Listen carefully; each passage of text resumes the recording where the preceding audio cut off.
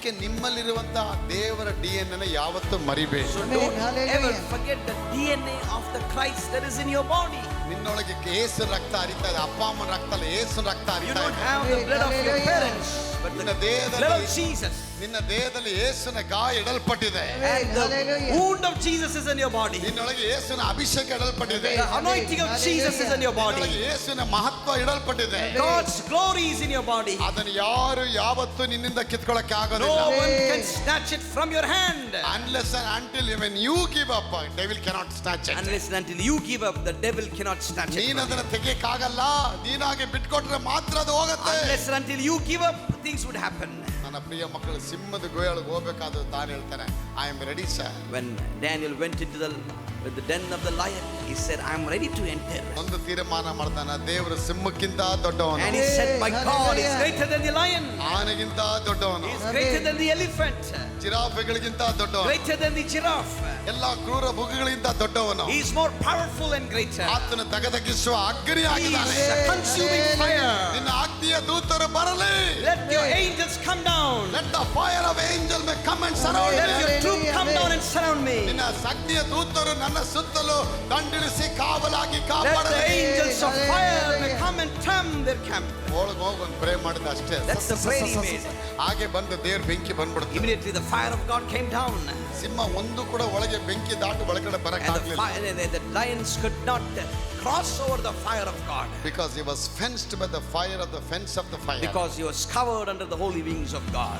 ರಾಜ ಬಂದಾನೆ, next day ನೋಡ್ತಾನೆ ಜೀವಂತವಾಗಿರೋದು ನೋಡಿ ಶಾಕ್ ಆಗಿ. Next day when the king comes, you are shocked to see this man alive. ದಾನಿಯೇಲೇ, ನೀನು ಆರಾಧಿಸುವ ದೇವರು ನಿನ್ನ ಕಾಪಾಡಿದಾನೋ? He said, oh God of Daniel, your God has saved you. ನಿನ್ನನ್ನು ಕಾಪಾಡಿದಾನೋ?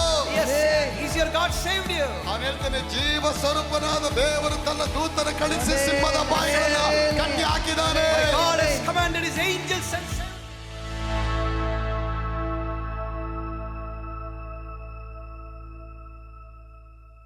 ಮಾಡಿದ ಮೇಲೆ ಇದು ಹೇಳ್ತಾರೆ ದೇವರು, ನಾನೇ ಮೊದಲನೇವನು, ನಾನೇ ಆದಿಯು ಅಂತ್ಯವೂ, ಮರಣ ಪಾತಾಳದ ಬೀಗದ ಕೈಗಳು ನನ್ನ ಕೈಯಲ್ಲಿ ಕೊಡಲ್ಪಟ್ಟಿದೆ, ಸತ್ತವನಾದೆ, ಇದು ಸದಾಕಾಲ ಬದುಕು. after shedding his blood, he has Amen. handed over the keys of blessing to you, Amen. saying, I am not a dead God, but I have risen God, and I have got great Hallelujah. treasures in store for you. ಈಗ ಏಸಪ್ಪ ಅವರೆಲ್ಲ ಮಾಡಿ ಮುಗಿಸಿ ತಂದೆಯ ಬಲಪಾಶದಲ್ಲಿ ಹೋಗಿ ಕೂತಿದ್ದಾರೆ. Jesus Hallelujah. has finished everything on the cross. He rose up from the dead, and then now he's seated at the right hand of the Father. ಹಾಗಾಗಿ ಅಲ್ಲಿ ಕೂತ್ಕೊಂಡು ಏನ್ ಮಾಡ್ತಾರೆ? What is he doing by sitting ನನ್ನ there? ಬೀಗದ ಕೈನ Vincent ತಗೊಂಡಿದ್ದಾನ, Manoj ತಗೊಂಡಿದ್ದಾನ, Yakub ತಗೊಂಡಿದ್ದಾನ, Sebastian ತಗೊಂಡಿದ್ದಾರ, ಅದು activate ಮಾಡ್ತಾ ಇದ್ರೆ ದೇವ್ರು ನೋಡ್ತಾ He's ಇದ್ದಾರೆ. seeing Hallelujah. whether my son Vincent or Sebastian or Manoranjan or anyone, are they activating the key what I have given through them?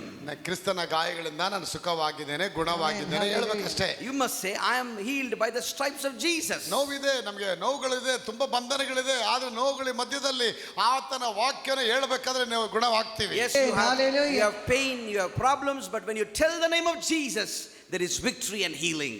ಅಲ್ಲೋ, ನಂಬೋದು ಕಷ್ಟನಾ?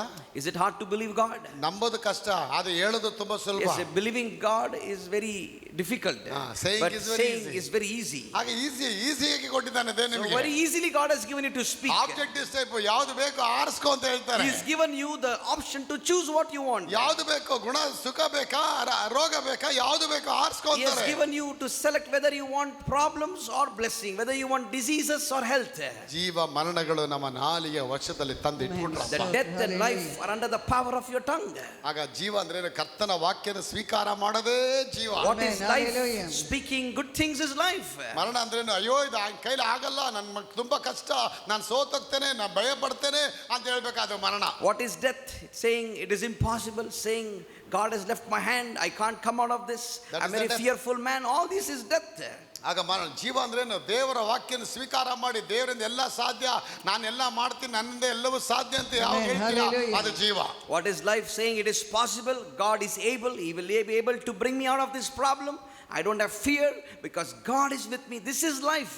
ಕೆಲವರೆಲ್ಲ ಭಯದಲ್ಲಿ ಜೀವನ ಮಾಡ್ತಾ ಇದ್ದೀರಾ, Some people- ಮೆಂಟಲಿ ರಿಟಾರ್ಡೆಡ್ ಆಗಿದ್ದೀರಾ, ಯಾವುದೋ ಒಂದು ಫೋಬಿ ನಿಮ್ಮನ್ನು ಹಿಡಿದ್ಬಿಟ್ಟಿದೆ ಇವತ್ತು. Some people are in mental trauma with so much of fear. Some kind of phobia has attacked you. Can't able to come out of the house because of the fear. ಅವಾಗ ನೀವು ಅರಿಕೆ ಮಾಡಿ, ಕರ್ತ ನನಗೆ ಭಯದ ಆತ್ಮ ಕೊಟ್ಟಿಲ್ಲ, ಧೈರ್ಯದ ಆತ್ಮ Now ಕೊಟ್ಟಿದ್ದಾನೆ. you must say, God has not given me the spirit of fear, but the spirit of life. ಕರ್ತನ ವಾಕ್ಯತೆ ಬಲಹೀನನು ತನ್ನನ್ನು ಬಲವಂತನೆಂದು ಹೇಳಲಿ. The Bible says, let the weak say, I am strong. ಬಡವನು ತನ್ನನ್ನು ಸಿರಿವಂತನೆಂದು ಅರಿಕೆ ಮಾಡಲಿ. Let the poor say, I am rich. ನೋಡಿ, ಇದೆಲ್ಲ ಹೇಳ್ಬೇಕು, ಹೇಳೋದೇ easy. See, God has given you all the verses and words to confess. We poor believers are not confessing. ಇದು ಆ ವಾಕ್ಯದ ಮೇಲೆ ಇಟ್ಟಿರತಕ್ಕಂಥ ನಂಬಿಕೆ. This is the faith that we have kept on the word of ಅದು God. ಹೇಳಿದ ತಕ್ಷಣ ಅದು ನೆರವೇರಬೇಕಾದ ವಿಶ್ವಾಸ ಬಂದ್ಬಿಡುತ್ತೆ. So when you confess the word, when you speak the word, things will start happening. ನಂಬಿಕೆಗೂ ವಿಶ್ವಾಸಕ್ಕೆ ಇರೋ ವ್ಯತ್ಯಾಸ What is ಏನು? the difference between faith and belief? ನಂಬಿಕೆಗೂ ವಿಶ್ವಾಸಕ್ಕೆ ಇರೋ ವ್ಯತ್ಯಾಸ ಏನು? What is the difference between faith and belief? America ದೇಶದ ಒಂದು ಸೇತುವೆ ಮೇಲೆ ಯಾರೋ ಒಬ್ಬ ದೊಡ್ಡ ರೋಪ್ ಕಟ್ಟಿ ಅದ್ರ ಮೇಲೆ ನಡೀತಾ ಇದ್ದಂತೆ. In America, one guy, he tied a very big rope on a bridge and wanted to walk on the rope.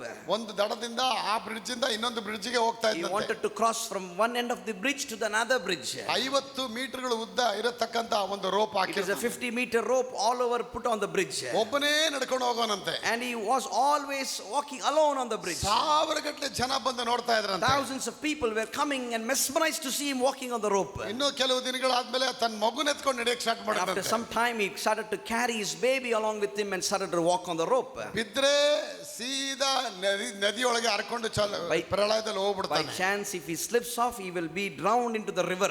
ನೀನು ಒಂದು ಕಡೆಯಿಂದ ಮಗುನ ಎತ್ಕೊಂಡು ಹೋಗಿ ಇನ್ನೊಂದು ಕಡೆಯಿಂದ ಬರ್ಬೇಕಾದ್ರೆ ಜನ ಕೇಕೆ ಹಾಕಿ ಚಪ್ಪಾಳೆ ತಟ್ಟೋರಂತೆ When he ಅವನಿಗೆ. used to carry the baby and go on the other side of the bridge, thousands of people were mesmerized in clapping hands. ಆಗ ಒಂದಿನ ಕೇಳಿದಂತೆ, ನಾನು ಈ ಬ್ರಿಡ್ಜ್ ಮೇಲೆ ನಡೆದು ಆ ಕಡೆ ಹೋಗಿ ಈ ಕಡೆ ಬರ್ತೀನಿ, ನಂಬ್ತೀರಾ? So one day he asked the people, do you believe that I am crossing the bridge from one end to another end? ಬಿಲ್ಲಿ ನೀವು ನಂಬ್ತೀರಾ? ಅದನ್ನ ನಂಬಿಕೆ ಇಡ್ತೀರಾ? Do you believe that I am going to do this? ಅದನ್ನ ಹೇಳದಂತೆ, ಯಾಕಪ್ಪ daily ನೋಡ್ತಾ ಇದೀವಲ್ಲ, ನಾವು ನಂಬಿದೀವಿ ನಿನ್ನ ಅಂತ ಹೇಳಿದ್ರು. People said, yes, we believe that because every day we are seeing you crossing on the bridge on the ನಾವು road. ನಂಬ್ತೀವಪ್ಪ, ಖಂಡಿತ ನೀವು ಹೋಗಿ ಆ ಕಡೆ ಬರ್ತಿರೋದು ಕಣ್ಣಾರೆ ನೋಡಿದೀವಿ. We have believed surely through our eyes, seeing how you are crossing the rope. ಅದು ನಂಬಿಕೆ. That's called faith. ಆಗ ಅವನು ಹೇಳಿದಂತೆ, ಹಾಗಾದ್ರೆ ನಿಮ್ಮಲ್ಲಿ ಯಾರೋ ಒಂದು ಮಗುನ್ ಕೊಡಿ, ಆ ಮಗುನ ಎತ್ಕೊಂಡು ಈ ಕಡೆಯಿಂದ ಆ ಕಡೆ ಹೋಗ್ತೀನಿ ಅಂತ ಹೇಳಿದ್ರು. Then he asked the people, are you willing to give one of your babies to me? I will take the baby and cross the bridge through the rope. ಅವಾಗ ಅವರು ವಿಶ್ವಾಸ ಇಡ್ಲಿಲ್ಲ ಅವನ ಮೇಲೆ. But then people lost their hope. ನಂಬಿಕೆ ಇಟ್ರು. They had faith. ಅವನು ಹೋಗಿದ್ದು ಬಂದಿದ್ದಲ್ಲ ನಂಬಿಕೆ, correct. They believed what they saw through their eyes. ಅದೇ ವಿಶ್ವಾಸ ಅಂದ್ರೆ ನಮ್ಮನ್ನೇ ಅಲ್ಲಿ ಹೋಗಿ ಒಪ್ಪಿಸ್ಕೊಡ್ಬೇಕು, ಆ ಮಗನ But ಕೊಡಬೇಕು. when he asked some of the babies of their children, they were not ready to give. Unconditional ಆಗಿ ಹೋಗಿ ಆ ಮಗನ್ ಕೊಟ್ಟು ನನ್ನ ಮಗು ನಿರ್ಬಂಧವಾಗಿ ಹೋಗಿ ಆ ಕಡೆ ಬರತ್ತೆ ಅಂತ ಕೊಡ್ತಾನಲ್ಲ, ಅವನಿಗೆ ವಿಶ್ವಾಸ. No one had the assurance that my baby also will be carried safely. That is called assurance ಇವತ್ತು and belief. ಕ್ರೈಸ್ತ ಧರ್ಮದಲ್ಲಿ ಎಲ್ರಿಗೂ ನಂಬಿಕೆ ಇದೆ, ದೇವ್ರು ನಿಜವಾದ ದೇವ್ರು ಅಂತ In ಹೇಳಿ. Christianity, we all have faith. We all believe. We all have belief. ಆದ್ರೆ ಅನೇಕ ಕ್ರೈಸ್ತರಿಗೆ ವಿಶ್ವಾಸ ಇಲ್ಲ. But so many believers don't have faith. ಅಂದ್ರೆ ದೇವ್ರು ಇದು ಮಾಡ್ತಾರೆ, ಇದು ಆಗತ್ತೆ ಅನ್ನೋ ವಿಶ್ವಾಸ ಅವ್ರಿಗಿಲ್ಲ. That God is good, He is able to bless me, He can bring me out of this. They don't have that faith. ನಂಬಿಕೆ, ನಮ್ಮ ದೇವ್ರು ನಮ್ಮನ್ನ ನಂಬಿಕೆಗಾರರು ಅಂತ ಕರೆಯಲ್ಲ, ವಿಶ್ವಾಸಗಾರರು ಅಂತ ಕರೆದಿದ್ದಾರೆ. God has called us believers. ನಾವೆಲ್ಲ ಏನು ವಿಶ್ವಾಸಿಗಳು. We all are called believers of God. ದೇವರಂಗೆ ಮಾತಾಡೋರು, We ದೇವರಂಗೆ talk like ನಡೆಯೋರು, God, we ದೇವರಂಗೆ walk like ನಡೆಸೋರು, God, we speak like God, ಆ ದೇವರ ರೀತಿಯಲ್ಲಿ ನಾವು ಜೀವನ ಮಾಡೋರು. and we live life like God. ವಿಶ್ವಾಸಿಗಳು ಅಂತ ಹೇಳ್ತೀವಿ, ಆದ್ರೆ ಪಿಶಾಚಿಗಳಿಂದ ಮೋಸವಾಗಿದ್ದೀವಿ. We are called as believers, but sadly we are more worse than the devil. ಪಿಶಾಚಿಗಳಿಗೆ ನಂಬಿಕೆ ಇದೆ, ನೀ ಬೆಟ್ಟದಿಂದ ಬಿದ್ದ ದೇವರು ಎತ್ಕೊಳ್ತಾರಂತೆ. Even that Satan has a belief that if you fall down from the mountain, the angel will come to guard you. ನಮಗೆ ನಂಬಿಕೆ ಇಲ್ಲ, ಅಯ್ಯೋ ನಮ್ಗೆ ಆಗತ್ತಾ ಇಲ್ವೋ ಅಂತ ನಾವು ಅಪನಂಬಿಕೆ But believers are baptized, they have the Holy Spirit, they have the tongues, but still they don't believe God. ಅವಿಶ್ವಾಸ ಯಾವಾಗ ಬಂದ್ಬಿಡುತ್ತೆ ನಮ್ಮ ಜೀವನದಲ್ಲಿ, ಯಾವುದು ಕಾರ್ಯ When ನೆರವೇರೋದು. disbelief comes, there won't be a place for God to work. ದೇವ್ರ ವಾಕ್ಯತೆ ನನಗೆ ಧೈರ್ಯದ ಆತ್ಮ ಕೊಟ್ಟಿದ್ದಾನಂದ್ರೆ ವಿಶ್ವಾಸ ಆಯ್ತು, ಬಂದಾಯ್ತು ನಂಬಿಕೆ, ಆ ಧೈರ್ಯ ಬಂದ್ಬಿಡುತ್ತೆ ನಿಮಗೆ. You must believe, if you believe the Bible, if you believe the word of God, that is sure that even the belief and faith will come. ಆಗ ನೀತಿವಂತರಂದ್ರೇನು? ವಿಶ್ವಾಸ ದೇವರಲ್ಲಿ ಸಂಪೂರ್ಣವಾಗಿ ಇಟ್ಟವನು, ಆ ಸಾರ್ವಭೌಮನಾದ ದೇವರು ನಾನು ಆತನೊಬ್ಬರೇ ನನ್ನ ಕ್ರಿಯೇಟ್ ಮಾಡಿದಾನೆ, ಆತನ ಭುಜಬಲ ಪರಾಕ್ರಮ ನನ್ನ ದೊಡ್ಡದು ಅಂತ ನಂಬ್ತಾನಲ್ಲ, ಅವನು ವಿಶ್ವಾಸಿ. Who is a believer? A believer is one who says whatever happens, whether ups or downs, health or no health, finance or no finance, but my God is able, He will take care of all my needs. He is called a believer. ಕೀರ್ತನೆ 37 ವಾಕ್ಯ 1 ಹೇಳುತ್ತೆ, ಕೆಟ್ಟ ನಡತೆ ಉಳ್ಳವನ ನೋಡಿ ಉರಿಗೊಳ್ಳಬೇಡ, ದುರಾಚಾರಿಗಳಿಗೋಸ್ಕರ ಹೊಟ್ಟೆ ಕಿಚ್ಚು ಪಟ್ಟು ಬಿಡಬೇಡ. Book of Psalm chapter 37 verses 1, it says, "Fret not thyself because of evildoers, neither be thou envious against them that work unrighteousness.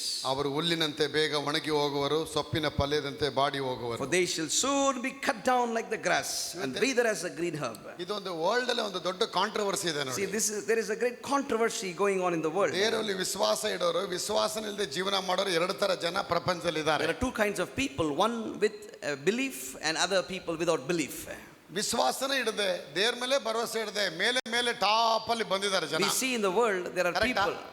In the world we see people, they don't pray, they don't go to church, they don't have baptism, they don't have Holy Spirit, but they are more richer than you. ಅವರು ಉಪವಾಸ ಮಾಡೋದಿಲ್ಲ, They don't ಆರಾಧನೆ fast. ಮಾಡೋದಿಲ್ಲ, They don't do any worship. ಭಾನುವಾರ ದೇವ್ರಿಗೆ ಅಂತಾನೆ ಇಡೋದಿಲ್ಲ. They don't even care about God. ಅವರೆಲ್ಲ top ಆಗಿದ್ದಾರೆ. But they are called rich people in the world. ನಾವು ಆರಾಧನೆ ಮಾಡ್ತಾ ಇದೀವಿ, ಸ್ತೋತ್ರ ಮಾಡ್ತಾ ಇದೀವಿ, ಬೈಬಲ್ ಓದ್ತಾ ಇದೀವಿ, ದೇವರಿಗೆ ಭಾನುವಾರ ಅಂತಾನೆ ಪರ್ಟಿಕ್ಯುಲರ್ ಆಗಿ ಇಟ್ಟಿದೀವಿ ನಾವು. Look at we believers, we go to the church regularly, we worship God, we sing praises to God, we are baptized, we have Holy Spirit, we have tongues and everything. ಆದ್ರೆ life ಅಲ್ಲಿ ತುಂಬಾ ups and down ನಮಗೆ ಬರ್ತಾ ಇದೆ. But still we have so much of ups and downs in life. ಇವತ್ತು ಇಡೀ ಪ್ರಪಂಚದಲ್ಲಿ ಇದೆ, ಎಲ್ರಿಗೂ ಇದೇ ಒಂದು ಕ್ವಶನ್. ಸರ್ ಅವರೆಲ್ಲ ಪ್ರಾರ್ಥನೆ ಮಾಡಲ್ಲ, ಅವರೆಲ್ಲ ಚೆನ್ನಾಗಿದ್ದಾರೆ, ಜಮೀನೆಲ್ಲ ಇಟ್ಕೊಂಡಾರೆ, ನಾವೊಂದು ಬಾಡಿಗೆ ಮನೆ ಇದೀವಿ ಸರ್ ಅಂತ ಹೇಳ್ತಾರೆ. This is the biggest question mark every Gentile person has. He says, we don't worship God, but we are richer than you. You worship God, but you are poor. ಇದಕ್ಕೆ ಸಿಂಪಲ್ ಆನ್ಸರ್ ನನ್ನ ಹತ್ರ ಇದೆ. I have got an answer to reply for ಇದಕ್ಕೆ them. Simple ಆಗಿ ನಾನು answer ನಿಮ್ಗೆ solve There is ಮಾಡ್ತೀನಿ. a simple answer to that. ಈ ಒಂದು ಸಾಲ್ವ್ ನೀವು ಕರೆಕ್ಟ್ ಆಗಿ ಸೂತ್ರ ಅರ್ಥ ಮಾಡ್ಕೊಂಡ್ಬಿಟ್ರೆ ನೀವು ಅದ್ರ ಬಗ್ಗೆ ಕಾಂಟ್ರವರ್ಸಿ ಮಾಡಕ್ಕೆ If you ಹೋಗಲ್ಲ. understand what I'm going to tell you, you will understand the essence of God. ಜೀವನದಲ್ಲಿ ವಸ್ತುಗಳು ಮುಖ್ಯ ಅಲ್ಲ, ನಮ್ಮನ್ನು ಉಂಟು ಮಾಡಿದ ದೇವರು ಮುಖ್ಯ ಅನ್ನೋದು ಮೊದಲು ತಿಳ್ಕೋಬೇಕು. First, as a believer, you must know that the materialistic things are not important. God is more important than that. Things are not matters, but God is matters. More than the Hallelujah. things, God matters to us. ಒಂದು ದಿನ ಬರುತ್ತೆ, ನೀವು ಸತ್ತಾಗ ವಸ್ತುಗಳನ್ನ ಬಿಟ್ಟು ದೇವರ ಬಳಿ ಹೋಗೋ ದಿನಗಳು ಬರುತ್ತೆ. Because one day will come, you have to leave all your car, your house and property, wealth, money and go alone. ದೇವರವರಿಗೆ ವಸ್ತುಗಳನ್ನ ಕೊಟ್ಟಿದ್ದಾರೆ, ದೇವರು ಅವ್ರ ಜೊತೆ ಇಲ್ಲ, ಆದ್ರೆ ದೇವರು ನಮ್ಗೆ ವಸ್ತುಗಳು ಇಟ್ಟಿಲ್ಲ, ಆದ್ರೆ ಆತನ ಸನ್ನಿಧಿ ನಮ್ಮ ಜೊತೆ ಇದೆ. Hallelujah. To the worldly people, they have car, wealth, assets, money, but they don't have God. But we have God, but we don't have materials. ನಮ್ಮ ಜೊತೆ ದೈವಿಕ ಪ್ರಸನ್ನತೆ ಇದೆ, ರಕ್ಷಣೆ ಇದೆ, ಆಶೀರ್ವಾದ ಇದೆ. We have a divine presence, we have Holy Spirit, we have blessings. ನನ್ನ ಪ್ರಿಯ ಮಕ್ಕಳ ಆಶೀರ್ವಾದ ಎಲ್ಲಾ ಮೆಟೀರಿಯಲ್ಗಳಿಗಿಂತ ಬ್ಲೆಸ್ಸಿಂಗ್ ಆಗಿದೆ. Because the Amen. blessing of Hallelujah. God is more greater than all the materials of this world. ದೇವರ ಆಶೀರ್ವಾದ ಎಲ್ಲಾ ಆಸ್ತಿ ಅಸೆಟ್ಗಳಿಗಿಂತ ದೊಡ್ಡದಾಗಿದೆ. God's blessing is more greater than every asset and money of ನಿಮಗೆ this world. ಆಶೀರ್ವಾದ ಬೇಕೇ ವಿನ ವಸ್ತುಗಳು ಮುಖ್ಯ ಅಲ್ಲ. So you must concentrate on blessing than the materials. Yosef ಅದಕ್ಕೆ ದೊಡ್ಡ example. The best example is Joseph. Joseph had the blessing of God. Joseph had God's blessing. 44 had all the asset of all the worldly We riches. see 44, he had all assets, wealth and money. 44 ಗೆ ಎಲ್ಲ ಆಸ್ತಿ ಐಶ್ವರ್ಯಗಳಿತ್ತು ಅವನ ಹತ್ರ. He had enough wealth in his house. ಆದ್ರೆ ಯೋಸೆಫನ ಹತ್ರ ಬರೀ ದೇವರ ಆಶೀರ್ವಾದ ಮಾತ್ರ But with ಇತ್ತು. Joseph, Hallelujah. he didn't have money, wealth, silver, gold, but only he had blessings of God. ದೇವರು ವಾಕ್ಯಳುತ್ತೆ, ದೇವರು ಯೋಸೆಫನ ಸಂಗಡ ಇದ್ದುದರಿಂದ ಪೋಟಿಫೋರನ ಮನೆಯನ್ನ ಆಶೀರ್ವಾದ ಮಾಡಿ. Bible says, Hallelujah. because God was with Joseph, the house of 44 was blessed day by day.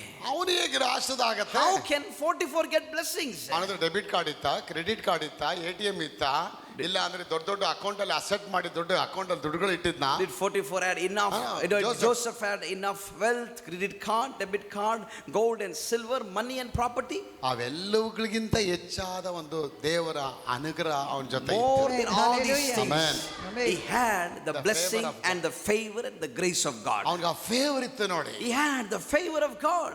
ಆ favour ನಿಮ್ಮ ಮೇಲೆ ಬರಬೇಕಾದ್ರೆ ದೇವರು ದೊಡ್ಡ ದೊಡ್ಡ ಕಾರ್ಯಗಳನ್ನ ಮಾಡ್ತಾರೆ. That favor of God can take you to great milestones. ಸೈತಾನ ಅನುದಿನ ಹೋರಾಟ ಮಾಡ್ತಾ ಮಾಡ್ತಾ ಮಾಡ್ತಾ ಮಾಡ್ತಾ ಬರ್ತಾನೆ. Devil will have a great battle chasing you every day to go away from God. ಆದ್ರೆ ಯೋಸೇಫನ ಡೆಸ್ಟಿನೇಷನ್ ಡಿಫರೆಂಟ್ ಆಗಿತ್ತು. But Joseph's destination was totally different. 44 ನ ಮನೆ 40 by 40 ನೋ 60 by 60 ನೋ ಇಲ್ಲ 1 acre by 1 acre square metre ಮಾತ್ರ ಇತ್ತು. If 41's house was just 40 to 40 or 1 acre or something more than that.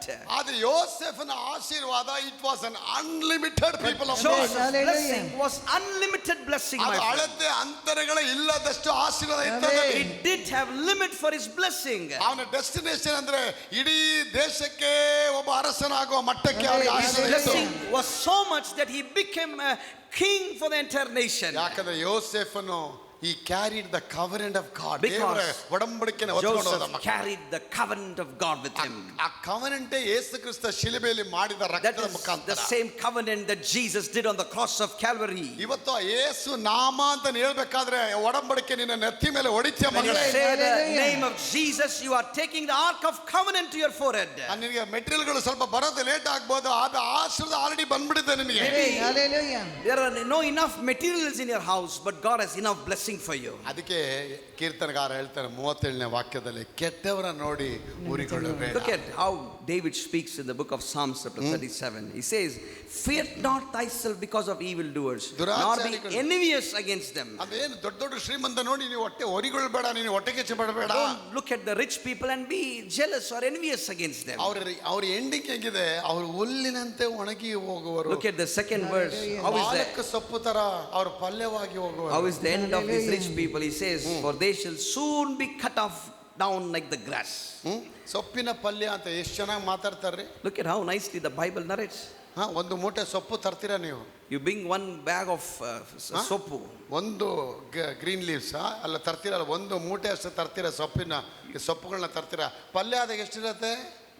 ಇಷ್ಟೇ ಇರುತ್ತೆ. You get one full bag of green leaves, and when you cook it, fry it for some palya or something, very little amount of soap you get on that. ಶ್ರೀಮಂತ ಅವನ ಇಷ್ಟೇ ಅವನಿರೋದು ನಿನ್ನ ಮುಂದೆ. So in your front of your eyes, the rich man is just a small guy. ಆ ಪಲ್ಯ ಒಳಗೋಗಿ ನೋಡಿ ಎಲ್ಲಿತ್ತು ಸೊಪ್ಪಿನ ಪಲ್ಯ, ಶೇಪ್ ಹೇಗಿತ್ತು ನೀನು ನೋಡ, ಎಲ್ಲ ಮುದ್ದೆ ಆಗ್ಬಿಟ್ಟಿರುತ್ತೆ. Everything is scrambled there. ಎಲ್ಲ ಕಂಪ್ಲೀಟ್ ಮೆಸ್ಸಪ್ ಆಗಿರುತ್ತೆ. So that is how the rich man's life will be. ಅವನು ಹುಲ್ಲಿನಂತೆ ಒಣಗಿ ಹೋಗ್ಬಿಡ್ತಾನೆ. Says, "For they shall soon be cut down like the grass." ಬೆಳಿಗ್ಗೆ ನೋಡಿ ಹುಲ್ಲು ಚೆನ್ನಾಗಿ ಗ್ರೀನಿಶ್ ಆಗಿರುತ್ತೆ, ಸಾಯಂಕಾಲ ಹೋಗೋ ಒಂದು 2 ದಿನ ಬಿಡೋ ಅಷ್ಟೊತ್ತಿಗೆ ಎಲ್ಲ ಬಂದ್ಬಿಟ್ಟು ಒಳಗೋಗಿರುತ್ತೆ. Morning you see fresh grass everywhere. By the time evening comes, you see it turns yellow, some become dried. ಯಾಕಂದ್ರೆ ಅವನಿಗೆ ಮೆಟೀರಿಯಲ್ ಇಸ್ ಗಾಡ್, ಅವನಿಗೆ ಆ ಲೋಕದ ಐಶ್ವರ್ಯಗಳೇ ದೇವರಾಗಿದೆ. Because for the rich man, his mind is focused on the materialistics of this world. ಆದ್ರೆ ದೇವ್ರ ಮಕ್ಕಳಿಗೆ ಅವರನ್ನು ಉಂಟು ಮಾಡಿದ ದೇವರವರಿಗೆ ಮುಖ್ಯ. Amen. Hallelujah. For you and I, for you and me, God's blessing is more greater than the ಅಪ್ಪ material. ಹೇಳ್ತಾರೆ, ಅವ್ರ ತರ ಐಶ್ವರ್ಯ ಬೇಕಾ? So God says, "Do you want riches like me? ಅವ್ರಿಗಿಂತ ನೀ ಮೇಲೆ ಟಾಪ್ ಅಲ್ಲಿ ಬರ್ಬೇಕಾ? Do you want to Amen. become more topper than the rich man? ಅವ್ರಿಗಿಂತ ನೀನು ಆಶೀರ್ವಾದ ಮೇಲೆ Do ಬರ್ಬೇಕಾ? you want to become a great man than the rich man?" ಅಪ್ಪ ಹೇಳ್ತಾರೆ, ನೀನು ಕರ್ತನ ಸನ್ನಿಧಾನದಲ್ಲಿ ಯೋಸೇಫನಂತ ಜೀವನ ಮಾಡು. He says, "Live like Joseph lived for me." ಯೋಸೇಫನಂತ ಜೀವನ ನೀ ಯಾವಾಗ ನೀ ಮಾಡ್ತೀಯ, ಅಬ್ರಹಾಮ್, ಇಸಾಕು, ಯಾಕೋಬರ ದೇವರು ನಿನ್ನ ದೇವರಾಗಿ ಹೋಗ್ತಾರೆ. When you worship or praise or stay and live a life like Joseph lived, ಅಪ್ಪ ಹೇಳ್ತಾರೆ, God will bless you. ಆ ಆಶೀರ್ವಾದ ನಿನ್ನದಕ್ಕೆ ಸ್ವಂತ ಆಗ್ಬಿಡತ್ತೆ. Hallelujah.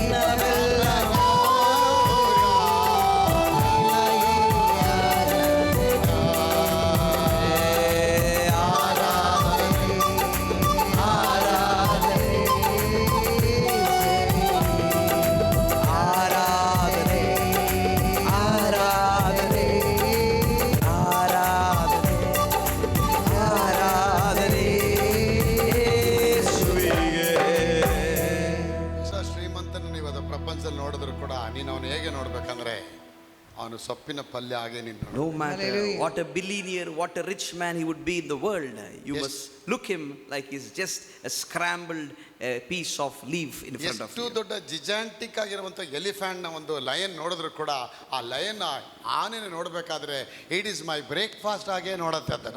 When the great elephant, such a huge elephant, looks at the great tons of leaves, it just looks like as it is my breakfast. ಇದು ನಂದು breakfast, ಇದು ನಂದು ಲಂಚ್ ಕಣೋ ಅಂತ It is just a breakfast and meal for me. ಅದರ ಆಟಿಟ್ಯೂಡೇ ಬೇರೆ ಇದೆ. See, look at the attitude of the elephant. You are a lion of Judah. And today you are called the Lion of Judah. ಸಿಂಹದ ಮರಿಗಳು ನೀವು. We are called the Lion of Judah. ಸಿಂಹದ ಮರಿ ಯಾವಾಗಲೂ ಗರ್ಜಿಸತ್ತೆ. We are the children of the Lion of Judah, and you must roar. ಸಿಂಹದ ಮರಿ ಯಾವಾಗಲೂ ನರಿತರ ಕೆಲಸ ಮಾಡಲ್ಲ. The children of the Lion of Judah will not work like a cunning fox. ಅದು ನರಿಯಂತೆ ಮಾತಾಡಲ್ಲ, ನರಿಯಂತೆ ಬಿಹೇವ್ ಮಾಡಲ್ಲ. It won't behave like a fox. ಸಿಂಹನೇ, ಆನೆ ಆನೆನೇ. Lion is a lion and the elephant is an elephant. ಇಲ್ಲಿ ನೀ ಸಿಂಹ ಆದ್ಮೇಲೆ ಮನೆಗೆ ಹೋಗಿ ನರಿ ಆಗ್ಬೇಡಿ. If you're a lion here, don't go to home and become a fox. ಇಲ್ಲಿ ನೀವು ಸಿಂಹ ಆಗ್ಬಿಟ್ಟು ಮನೆಗೆ ಹೋಗ್ಬಿಟ್ಟು ಇಲಿ ಆಗ್ಬೇಡಿ. You've been a lion here, don't go home and become a rat. ಎಲ್ಲ ಕಡೆ ಸಿಂಹ ಗರ್ಜಿಸಬೇಕು. Everywhere you must roar like a lion. ವಿಜಯ ಅವರೇ, ಎಲ್ಲ ಕಡೆ ಸಿಂಹದ ಪರಿವರ್ತನೆ ನಿಮ್ಮಲ್ಲಿ You must ಬರಬೇಕು. roar like a lion everywhere. Elephant ನೋಡಿದ ತಕ್ಷಣ ಅಯ್ಯೋ ಇಷ್ಟು ಇಟ್ಟಿದ್ಯಲ್ಲ, ನಾನು ಇಷ್ಟಿದ್ದೀನಲ್ಲ ಅಂತ ಸಿಂಹ ತನ್ನ ಆಟಿಟ್ಯೂಡ್ ನ ಚೇಂಜ್ When ಮಾಡೋದಿಲ್ಲ. the lion looks at the great giant elephant, it doesn't fear. It doesn't say, oh, he is great and taller and stronger and heavier than me. ಅದು ಟಾಲರ್ ಆಗಿದೆ, ಸ್ಟ್ರಾಂಗರ್ ಆಗಿದೆ, heavy ಆಗಿದೆ, bulky ಆಗಿದೆ. ಆದ್ರೆ ಸಿಂಹ ಮತ್ತೆ ಇಷ್ಟೇ ಇಷ್ಟಿದೆ. It may maybe the lion would say, I am so short in front of such a gigantic animal. ಆದ್ರೆ ಸಿಂಹದ ಒಂದು ಏಟಿದೆಯಲ್ಲ, ಒಂದು ಪಂಚ್ ಇದೆಯಲ್ಲ, 1,500 ಟನ್ಗೆ ಏಟ್ ಬೀಳುತ್ತೆ ಅದು. But 1 pound from its feet, 1.5 ton. 1 pound on the elephant, it is almost 1.5 ton. ಒಂದು eight ಪಂಜರ್ ಹೊಡೆದ ಅಂದ್ರೆ ಒಂದು ಪಂಚ್ ಸಾಕು ಸಿಂಹಕ್ಕೆ. 1 punch is all enough to collapse the elephant. ಸಿಂಹ ಅಲ್ಲಿ ಬರೋ ಅಷ್ಟೊತ್ತಿಗೆ ಪಂಚ್ ಹೊಡೆದಾಗಿರುತ್ತೆ ಅದಕ್ಕೆ. And elephant is collapsed right there. ದೇವ್ರ ಮಕ್ಕಳು ಕೂಡ ಒಂದು ಪಂಚ್ ಹಾಕಿದ್ರೆ ಸಾಕಲ್ಲ. 1 punch is all enough by the children of God. ಏನು ಒಂದು ಪಂಚ್? ಒಂದು ವಾಕ್ಯ ತಗೊಂಡ್ರೆ ಒಂದು punch ಹೊಡೆದಂಗೆ. One word of God is just like a punch. If you take one word, it's a punch for the devil. One punch is enough to the devil to put him down. ಅದಕ್ಕೆ ಸೈತಾನ ಎದುರಿಸಲಿಲ್ಲ, ಅವನನ್ನು ಬಿಟ್ಟು ಓಡಿ ಹೋಗ್ತಾನೆ. That's why God says, resist the devil and he'll flee away from you. ಅದಕ್ಕೆ ಸಿಂಹ ಯಾರಿಗೆ ಎದುರೋದಿಲ್ಲ. That's why the lion is not afraid of anyone. ಸಿಂಹಕ್ಕಿಂತ ಹೈಟ್ ಜಿರಾಫೆ ಇದೆ. More than the lion, giraffe is more taller. ಸಿಂಹಕ್ಕಿಂತ ದೊಡ್ಡದಾಗಿ ಆನೆ ಇದೆ. And more than lion, the elephant is more stronger. ಸಿಂಹಕ್ಕಿಂತ ದೊಡ್ಡದು ಅನಕೊಂಡ ಇದೆ. Anaconda is more powerful and lengthy than lion. ಸಿಂಹ ಬಂದು ಸ್ಪೆಷಲ್ ಆಗಿ ಸೃಷ್ಟಿ But lion is being specially designed by God. You and I are created in a very special manner, God in the has image and the likeness of God. You and me, the likeness and image of God. ದೇವರ ಸೃಷ್ಟಿಯಲ್ಲಿ ನೀನು ಮತ್ತೆ ನಾನು ನೀತಿವಂತರಾಗಿ ಸಿಂಹದ ಹಾಗೆ ಗರ್ಜಿಸುವಾಗೆ ಇಟ್ಟಲ್ಪಟ್ಟಿದ್ದೇವೆ. Called to roar like a lion roars. ಎಲ್ಲಿ ಕೂಡ ನಾವು ತಲೆ ಬಾಗಿ ನಡೆಯೋರಲ್ಲ. We are not put to shame because God is in our favor. ಅದಕ್ಕೆ ನೀವು ಶ್ರೀಮಂತ ನೋಡ್ಬೇಕಾ, ಅಯ್ಯೋ ಅವನ್ನ ಚೆನ್ನಾಗಿಟ್ಟ ನನ್ನ ಹಿಂಗಿಟ್ಟವ್ರ ಅಂತ ನೀವು ಹೇಳ್ಬಿಟ್ರೆ ನೀ ಸಿಂಹ ಅಲ್ಲ, ನೀನ್ ನರಿ. When you look at a rich man and say, look at them, they are so nice, they have such a plenty wealth and car, I don't have anything. If you say that, you're a fox. ಅವನದು ದೊಡ್ಡ ದೊಡ್ಡ ಕಾರ್ಗಳಿದೆ, ದೊಡ್ಡ ದೊಡ್ಡ ಬಂಗ್ಲಾ ಇದೆ, ನನ್ನ ನೋಡೋ ದೇವ್ರು ಹಿಂಗೆ ಇಟ್ಟಿದ್ದಾರೆ ಅಂತ ಯಾವಾಗ ನೀ ಅರಿಕೆ ಮಾಡ್ತೀಯಾ, ನೀನು ದೊಡ್ಡ ನರಿ ಆಗ್ಬಿಡ್ತೀಯ. If you confess such kind of statement, then God will turn you into a fox. ಕೊನೆಗೆ ಕುರಿನೇ ಆಗ್ಬಿಡ್ತೀಯ, ಬಕ್ರ ಆಗ್ಬಿಡ್ತೀಯ. Then finally one day you will end up falling in the trap like a sheep. ಆನೆನೇ ಬಂದು ನಿನ್ನ ತುಳಿದು ಬಿಡು ಹೋಗ್ಬಿಡುತ್ತೆ. And one day finally the elephant will stamp you down and go forward. ಅದಕ್ಕೆ ನಿಮ್ಮಲ್ಲಿರುವಂತ ದೇವರ DNA ಯಾವತ್ತೂ ಮರಿಬೇಡಿ. So don't ever forget the DNA of the Christ that is in your body. ನಿನ್ನೊಳಗೆ ಯೇಸು ರಕ್ತ ಹರಿತಾ ಇದೆ, ಅಪ್ಪ ಅಮ್ಮನ ರಕ್ತ ಅಲ್ಲ, ಯೇಸು ರಕ್ತ ಹರಿತಾ ಇದೆ. You don't have the blood of your parents, but the blood of Jesus. ನಿನ್ನ ದೇಹದಲ್ಲಿ ಯೇಸುವಿನ ಗಾಯ ಇಡಲ್ಪಟ್ಟಿದೆ. And the wound of Jesus is in your body. ನಿನ್ನೊಳಗೆ ಯೇಸುವಿನ ಅಭಿಷೇಕ ಇಡಲ್ಪಟ್ಟಿದೆ. The anointing of Jesus is in your body. ಯೇಸುವಿನ ಮಹತ್ವ ಇಡಲ್ಪಟ್ಟಿದೆ. God's glory is in your body. ಅದನ್ನು ಯಾರು ಯಾವತ್ತೂ ನಿನ್ನಿಂದ ಕಿತ್ಕೊಳ್ಳಕ್ಕೆ ಆಗೋದಿಲ್ಲ. No one can snatch it from your hand. Unless and until when you give up, devil cannot snatch it. Unless and until you give up, the devil cannot snatch it ನೀನು from ಅದನ್ನು you. ತೆಗೆಯಕ್ಕಾಗಲ್ಲ. ನೀನಾಗೆ ಬಿಟ್ಕೊಟ್ರೆ ಮಾತ್ರ ಅದು ಹೋಗುತ್ತೆ. Unless and until you give up, things would happen. ನನ್ನ ಪ್ರಿಯ ಮಕ್ಕಳು, ಸಿಂಹದ ಗುಹೆಯೊಳಗೆ ಹೋಗಬೇಕಾದ ದಾನ ಹೇಳ್ತಾನೆ, I am ready sir. When Daniel went into the den of the lion, he said, I am ready to enter. 24 ಸಿಂಹ ಒಳಗೆ ಇಡಲ್ಪಟ್ಟಿದೆ. 24 lions were in the den. 3 ವಾರದಿಂದ ಅದಕ್ಕೆ ಊಟ ಇಲ್ಲ. 3 weeks they are hungry without food. ಹಂಗೆ ಊಟ ಆಗದೆ ಅದಕ್ಕೆ ಹೊಟ್ಟೆ ಹಸಿಲು ಇಡ್ತಾರೆ. They have made it so hungry, starving without giving them food. ಸಿಂಹದ ಗುಹೆಯೊಳಗೆ ಯಾರನ್ನ ಫಸ್ಟ್ ತಳ್ತಾರೆ ಪುಡಿ ಮಾಡಿ ತಿಂದು Whoever ಹೋಗುತ್ತೆ. is entered first, they will tear them in pieces. ನನ್ನ ಪ್ರಿಯ ಮಕ್ಕಳೇ, ದಾನಿಯೇಲ ಸಿಂಹದ ಗುಹೆಯೊಳಗೆ ಹೋಗಬೇಕಾದ್ರೆ ಸ್ತೋತ್ರದೊಂದಿಗೆ ಹೋದ. When Daniel entered the Hallelujah. den of the lion, he went through praises. ಅವನೊಂದು ತೀರ್ಮಾನ ಮಾಡ್ದಾನ, ದೇವರು ಸಿಂಹಕ್ಕಿಂತ ದೊಡ್ಡವನು, And he said, my God is Hallelujah. greater than the lion. ಆನೆಗಿಂತ ದೊಡ್ಡವನು, He is greater than the elephant. ಜಿರಾಫೆಗಳಿಗಿಂತ ದೊಡ್ಡವನು, Greater than the giraffe. ಎಲ್ಲಾ ಕ್ರೂರ ಮೃಗಗಳಿಗಿಂತ ದೊಡ್ಡವನು. He is more powerful and greater. ಆತನ ದಗದಗಿಸುವ ಅಗ್ನಿ He ಆಗಿದ್ದಾನೆ. is a consuming fire. ನಿನ್ನ ಅಗ್ನಿಯ ದೂತರು ಬರಲಿ. Let your angels come down. Let the fire of angel may come and surround Let me. your troop Hallelujah. come down and surround me. ನಿನ್ನ ಅಗ್ನಿಯ ದೂತರು ನನ್ನ ಸುತ್ತಲೂ ದಂಡಿಳಿಸಿ ಕಾವಲಾಗಿ Let the ಕಾಪಾಡಲಿ. angels of fire may Hallelujah. come and tram their camp. ಒಳಗೆ ಹೋಗಿ ಒಂದು pray ಮಾಡಿದ ಅಷ್ಟೇ. That's the prayer he made. ಹಾಗೆ ಬಂದು ದೇವ್ರ ಬೆಂಕಿ ಬಂದ್ಬಿಡ್ತು. Immediately the fire of God came down. ಸಿಂಹ ಒಂದು ಕೂಡ ಒಳಗೆ ಬೆಂಕಿ ದಾಟು ಒಳಗಡೆ ಬರಕ್ And ಆಗ್ಲಿಲ್ಲ. the lions could not cross over the fire of God. Because he was fenced by the fire of the fence of the fire. Because he was covered under the holy wings of God. ಆ ಸಿಂಹಗಳು ಒಂದು ಕೂಡ ಅವನ ಹೊರಗಡೆ ಮಾಡಕ್ಕಾಗಿಲ್ಲ. Not even a single lion could touch him. ಇವನ್ನ ಕೊನೆಗೆ ರಾಜ ಬಂದ next day ನೋಡ್ತಾನೆ, ಇವ್ನು ಜೀವಂತವಾಗಿರೋದು ನೋಡಿ ಶಾಕ್ ಆಗಿ Next day when ಹೋಗ್ತಾನೆ. the king comes, he was shocked to see this man alive. ದಾನಿಯೇಲೇ, ನೀನು ಆರಾಧಿಸುವ ದೇವರು ನಿನ್ನ ಕಾಪಾಡಿದಾನೋ. He said, oh God of Daniel, your God has saved you. ನಿನ್ನನ್ನು ಕಾಪಾಡಿದಾನೋ. Yes, is your God saved you? ಅವನು ಹೇಳ್ತಾನೆ, ಜೀವ ಸ್ವರೂಪನಾದ ದೇವರು ತನ್ನ ದೂತನ ಕಳಿಸಿ ಸಿಂಹದ ಬಾಯಿಗಳನ್ನ ಕಟ್ಟಿ ಹಾಕಿದಾನೆ. My God has commanded his angels and saved me. ದೇವರು ಸಿಂಹದ ಬಾಯಿಗಳನ್ನ ಕಟ್ಟಿ ಹಾಕಿದಾನೆ. He said, God has shut the mouth of the lions. ಅರಸನೇ, ನಾನು ನಿನ್ನ ಮುಂದೆಯೂ ದೇವರ ಮುಂದೆ ಪ್ರಾಮಾಣಿಕನಾಗಿ ನಿಷ್ಕಳಂಕನಾಗಿ I ನಡೆದುಕೊಂಡು have been faithful in your eyes and in the sight of God. ಎದ್ದು ಬಾ ಅಂತ ಹೊರಗಡೆ ಕರೀತಾನೆ. The king called him to come out. ಹೊರಗಡೆ ಬಂದ್ಮೇಲೆ ಇವನ ಮೇಲೆ ಯಾರೇ ಅಲಿಗೇಷನ್ ಮಾಡಿದ್ರು ಅಷ್ಟು ಜನನ ಗಂಡ ಹೆಂಡತಿ ಮಕ್ಕಳು ಮೊಮ್ಮಕ್ಕಳು ಎಲ್ಲಾನು ಸಿಂಹದ ಒಗ್ಗೊಯ್ಯೊಳಗೆ ಕಳಿಸ್ತಾರೆ. Made wrong allegations against Daniel. The king sent their families, their children into the lion's den. ಅವ್ರ ಒಳಗೆ ಹೋಗ್ತಾ ಇದ್ದಂಗೆ ಸಿಂಹ ಒಳಗೆ ಅವನ ಬಂದಿದ್ದ ಹರಿದು ಬಿಡುತ್ತೆ ಬಟ್ಟೆ And ಅಂತ. immediately they were tear down into pieces. ಎಲ್ಲರೂ ಟೇರ್ ಡೌನ್ ಆಗಿ ಪೀಸ್ ಆಗಿ ಸತ್ತೋದ್ರು. There was blood and flesh all over the den. ಆಮೇಲೆ ದಾನಿಯೇಲಗೆ ಪ್ರಮೋಷನ್ ಶುರು ಆಯ್ತು. Then the promotion began for Hallelujah. Daniel. ನಿಮ್ಮ ಜೀವನದಲ್ಲಿ ಹೋರಾಟಗಳು ಇದೆಯಾ ಮಗಳೇ? Today ಆ is- ಹೋರಾಟ ಮಧ್ಯದಲ್ಲಿ ನಿಂಗೊಂದು ಪ್ರಮೋಷನ್ ಇದೆ. Today, Hallelujah. is there problem in your finance, problem in your life? That is a sign of a promotion is coming your ಅದಕ್ಕೆ way. ದೊಡ್ಡ ಶ್ರೀಮಂತ ನೋಡ್ಬೇಕಾದ್ರೆ ನೀನು ನೋಡ್ಬೇಕು, ಅವನು ಹೇಗೆ ನೋಡ್ಬೇಕಂದ್ರೆ ಅವ್ರು ಹುಲ್ಲಿನಂತೆ ಒಣಗಿ ಹೋಗ್ತಾರೆ, That's why when you- ಸೊಪ್ಪಿನ ಪಲ್ಯ ಆಗಿ ಬಾಡಿ When you ಹೋಗ್ತಾರೆ. see the rich man, look him like a piece of grass. ಅವ್ರು Because they ಸೊಪ್ಪಿನ will be ಪಲ್ಯ withered. ಆಗಿ ಸೊಪ್ಪಿನ ಪಲ್ಯ ಆಗಿ ಬಾಡಿ ಹೋಗ್ತಾರೆ ಅಂತ Because ತಿಳ್ಕೊಬೇಕು. they will fade like the grass and wither like the green herb. ಅಷ್ಟು ನೀನು ಅದನ್ನು ಫೋಕಸ್ ನಿನ್ನ ಕಣ್ಣುಗಳಲ್ಲಿ ಅದನ್ನ ತರಬೇಕು. So first thing you must focus, you must bring that thing in your mind. ನಾನು ಎಷ್ಟು ದೊಡ್ಡ ಶ್ರೀಮಂತ ನೋಡಿದ್ರು ಕೂಡ ಇವ್ ನನಗಿಂತ ರಾಪಿ ಯಾವತ್ತೂ ನಾನು ನೆನ್ಸಲ್ಲ. I've seen so many rich people, but I don't consider them richer than me. ನಾನು ಇವನ್ಗಿಂತ ಟಾಪ್ ಆಗಿದ್ದೀನಿ ಅಂತಾನೆ ನನ್ನ ಮನಸ್ಸಲ್ಲಿ I say, my God is richer than him. ನಾನು ಇವನಿಗಿಂತ ಟಾಪ್ ಅಲ್ಲಿ ದೇವ್ರ ಮನುಷ್ಯನಾಗಿದೆ. My God is richer and I'm his child. ಅವನ BMW car ಇರ್ಬೋದು, 7 ಸೀರೀಸ್ ಆಫ್ ಮರ್ಸಿಡೀಸ್ ಕಾರ್ ಇರ್ಬೋದು, ಎಲ್ಲ ಇರ್ಬೋದು. ಆದ್ರೆ ಆಕಾಶ ಭೂಮಿ ಉಂಟು ಮಾಡಿದ ಸರ್ವ ಶಕ್ತ ನನ್ನೊಂದಿಗಿದ್ದಾನೆ ಅಂತಾನೆ. Maybe he has got a big car, luxurious car, but I've got a great God who has created the world